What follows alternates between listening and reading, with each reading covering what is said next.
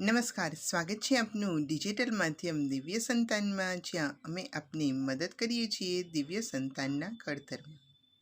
આજના વિડીયોમાં આપણે વાત કરીશું આગામી તારીખ 7 સપ્ટેમ્બર 2025 રવિવારના દિવસે એક ચંદ્રગ્રહણ થવા જઈ રહ્યું છે. આ ગ્રહણ ભારતીય સમય મુજબ ક્યારે થશે? આ સમય દરમિયાન ગર્ભવતી માતાએ શું સાવધાની રાખવી જોઈએ? ગ્રહણનો સૂતક કાળ કેટલા સમયથી શરૂ થશે અને આ સમયે ગર્ભવતી માતાએ શું કરવાનું હોય છે? શાસ્ત્રોના નિયમો શું કહે છે? આ વિશે આપણે વિગતવાર આ વિડીયોની અંદર વાત કરીશું. તો ચાલો શરૂ કરીએ આજનો આ વિડીયો.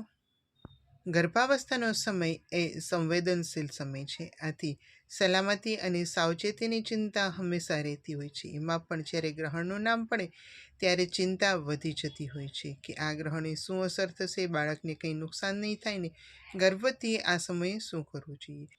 પહેલો પ્રશ્ન તો એ થતો હોય છે કે આ ગ્રહણ ક્યારે છે? ઘણા 7 તારીખ કહે છે, ઘણા 8 તારીખ કહે છે. તો ચાલો પહેલાં એ વિશે જ જાણીએ. આગામી તારીખ 7 સપ્ટેમ્બર 2025 રવિવારના દિવસે આ ગ્રહણ થવા જઈ રહ્યું છે. આ ગ્રહણ 7 સપ્ટેમ્બરને રાત્રે 9:58 શરૂ થાય છે અને રાત્રે 1:27 ગ્રહણ સમાપ્ત થાય છે. આમ ગ્રહણ છે એ 3 કલાકથી વધુ સમય ચાલવાનું છે અને આ સમય દરમિયાન રાત્રે 12 વાગ્યે તારીખ બદલી જતી હોય છે. આથી 7 તારીખની રાત્રે જ ગ્રહણ છે અને જ્યારે ગ્રહણ સમાપ્ત થશે ત્યારે તારીખ 8 શરૂ થઈ જશે. આમ રવિવારના દિવસે 7 સપ્ટેમ્બર 2025ના દિવસે જ ચંદ્રગ્રહણ થવા જઈ રહ્યું છે. વર્ષનું અંતિમ અને બીજું ચંદ્રગ્રહણ કયા કયા સ્થાનો ઉપર દેખાશે? ચાલો તેની માહિતી લઈએ. યુરોપ, આફ્રિકા, ઓસ્ટ્રેલિયા, ઉત્તર અને દક્ષિણ અમેરિકાના કેટલાક ભાગ, પ્રશાંત મહાસાગર, હિન્દ મહાસાગર, આર્કટિક અને એટલાન્ટિક મહાસાગર, એન્ટાર્કટિકા અને ભારત સહિત સંપૂર્ણ એશિયામાં આ ચંદ્રગ્રહણ દેખાવાનું છે. એટલે કે ભારતમાં આ દેખાશે અને તેનો સૂતક કાળ પણ ગણાશે. સાથે જ એ જાણી લઈએ કે આ સંપૂર્ણ ચંદ્રગ્રહણ છે, જેમાં ચંદ્ર સંપૂર્ણપણે ગુલાબી કે લાલ રંગનો બતાય છે અને આ ચંદ્રગ્રહણને સંપૂર્ણ ચંદ્રગ્રહણ કહેવામાં આવે છે. ભારતીય સમય અનુસાર ચંદ્રગ્રહણ 7 સપ્ટેમ્બર 2025 રાત્રે 9:58 શરૂ થશે અને આ ચંદ્રગ્રહણ રાત્રે 1:27 સમાપ્ત થશે. સામાન્ય લોકો માટે ગ્રહણનો સૂતક કાળ છે એ 9 કલાક પહેલાં શરૂ થતો હોય છે, જ્યારે ગર્ભવતી માતા, વૃદ્ધ, બીમાર, અશક્ત અને બાળકો માટે 4.5 કલાકનો સૂતક કાળ ગણાતો હોય છે. આપણે ચંદ્રગ્રહણ સમયે ગર્ભવતી માતાએ શું સાવધાની રાખવી જોઈએ તેની વાત કરીશું. ચંદ્રગ્રહણ શબ્દ સાંભળતા જ આપણા મનમાં ભય, ચિંતા અને ડર લાગવા માંડે. ગર્ભવતી વિચારે કે આ ચંદ્રગ્રહણની કોઈ હાનિકારક અસર મને કે મારા ગર્ભમાં રહેલા બાળકને તો નહીં થાય ને? ચંદ્રગ્રહણથી એવી તો શું ઘટના બનશે કે જેથી મને કે મારા બાળકને નુકસાન થાય? હું આ ચંદ્રગ્રહણના આડઅસરોથી કઈ રીતે બચી શકું? આવા પ્રશ્નો થાય. તો બહેનો, ચિંતા ન કરો. આપણા ઋષિમુનિઓએ આ ગ્રહણ સમયે કરવા માટેના ઘણા બધા ઉપાયો છે એ આપણને આપેલા છે. ભારતમાં આ ગ્રહણ દેખાવાનું હોવાથી ભારતમાં આ ગ્રહણનો સૂતક કાળ માન્ય રહેશે. સામાન્ય રીતે આપણા શાસ્ત્રોના નિયમ મુજબ ચંદ્રગ્રહણનો સૂતક કાળ 3 પ્રહર પહેલાં શરૂ થઈ જતો હોય છે. 3 પ્રહર એટલે 9 કલાક. પરંતુ ગર્ભવતી માતા માટે, બીમાર અને બાળકો માટે, વૃદ્ધ, અશક્ત માટે ચંદ્રગ્રહણનો સૂતક કાળ 1.5 પ્રહર પહેલાં શરૂ થતું હોય છે, એટલે કે 4.5 કલાક પહેલાં શરૂ થાય છે. તો આ સૂતક કાળ દરમિયાન ગર્ભવતી માતાએ કેટલીક સાવધાનીઓ અને સાવચેતીઓ રાખવાની રહેશે.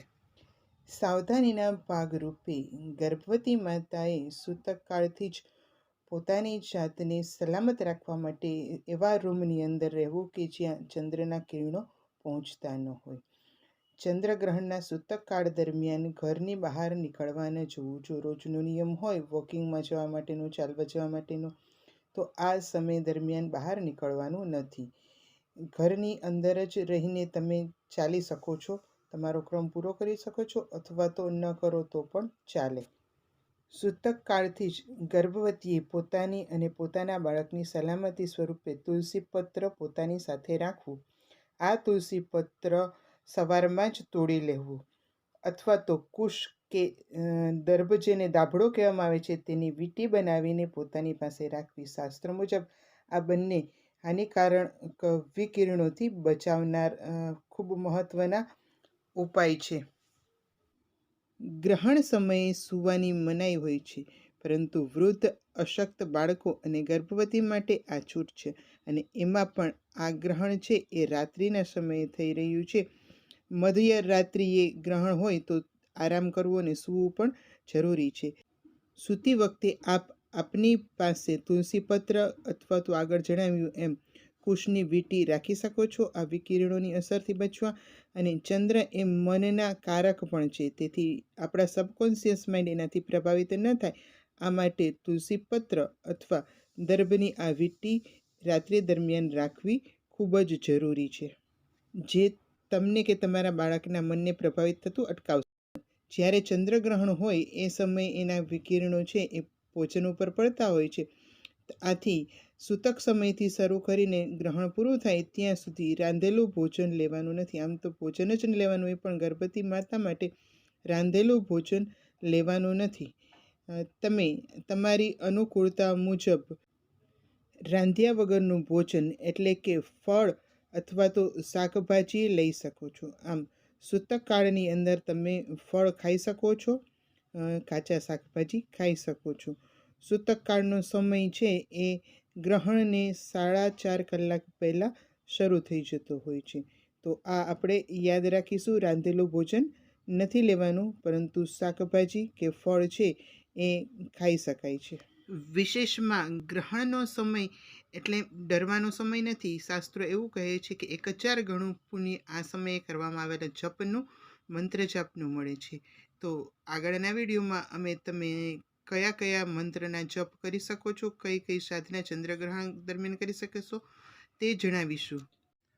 બહેનો, ગ્રહણના નામે ડરતા નહીં, પરંતુ સમજો કે તમને એક આ સૌભાગ્યનો સમય મળ્યો છે. કારણ કે ગ્રહણનો સમય આપણા શાસ્ત્રોએ મંત્ર સિદ્ધિ માટે શ્રેષ્ઠ ગણ્યો છે. તો આ સમયે તમારા સંતાનમાં શ્રેષ્ઠ ગુણોના અવતરણ માટે, પરમાત્માની કૃપા મેળવવા માટે અને સર્વાંગીણ રક્ષા અને કલ્યાણના ભાવ સાથે મંત્ર જાપ કરજો અને સાધના કરજો, જેની વિગતવાર વાત અમે તમને આવતા વિડીયોમાં બતાવીશું. તો આજે આપણે જે શીખ્યા અને જાણ્યું તેનું આપણે ગ્રહણ દરમિયાન અમલ કરીશું અને ડરીશું નહીં, તેમજ ચિંતા પણ કરીશું નહીં.